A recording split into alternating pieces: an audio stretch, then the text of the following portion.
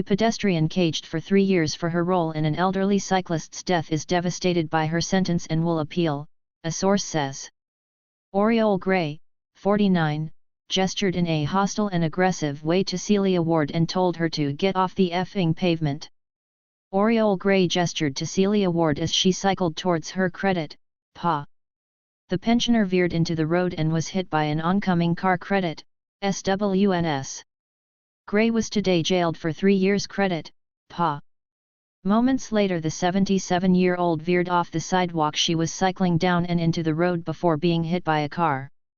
Tragically Celia couldn't be saved and was declared dead at the scene. Gray has now been jailed for 3 years after she was convicted of manslaughter at Peterborough Crown Court on Thursday. But the 49-year-old, who suffers from cognitive and mobility issues and is partially sighted, was hoping to be given a suspended jail term at worst. A source close to her defense team said, she was warned she could face a custodial sentence but had been anticipating a suspended sentence. She is shocked and devastated by the outcome. Her lawyer had desperately tried to get her out on bail while during an appeal process, but it was a failed application. Gray is single and lives alone in an adapted home in Huntingdon, Cambs.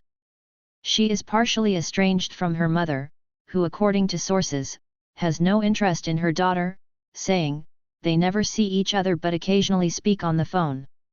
Her sister died 2 years ago, and she has no husband or partner. The source added, she has no one in her life to help and support her, just one friend who has his own family but has been giving her lifts to court. It is a very sad situation to be in. But sentencing Gray on Thursday, Judge Shannon Wright said she was territorial about the pavement and resented the cyclist being there. The court was told about Gray's health issues, but the judge told her, these actions are not explained by disability. Judge Wright also slammed her dishonest account in police interview and said there was not a word about remorse until today. David, Celia's husband of 53 years, said rarely a day goes by without thinking of her in a victim impact statement. Gillian Hayter, Celia's daughter, added, the lack of any remorse from the accused cannot be underestimated in having a profound effect on us all. I can still remember the details of the conversation on hearing my mother was killed in a cycling accident. The panic and disbelief and shock of losing her in such an awful accident was hard to comprehend. But the news that it was not a tragic accident but a deliberate act of violence was incomprehensible. Mum is the least violent person. We have not had a chance to properly grieve, and the court case has been a constant reminder to us that Mum is no longer here. The two women were passing each other on the street in Huntingdon, Cambridgeshire, in October 2020 when the horror unfolded. Gray could be seen raising her hand as Celia cycled towards her on the pavement. The retired midwife then loses her balance and staggers into the road in the path of an oncoming VW Passat. Shockingly, Gray then fled on foot to Sainsbury's to buy her shopping as paramedics were scrambled to the scene.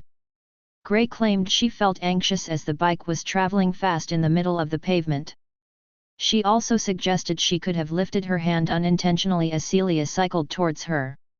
The driver of the VW Passat now suffers from PTSD following the horror, which came on her way back from a playdate with her son. Carla Money told the court her whole life turned upside down. She added, not only did you knock my confidence but a piece of me was lost.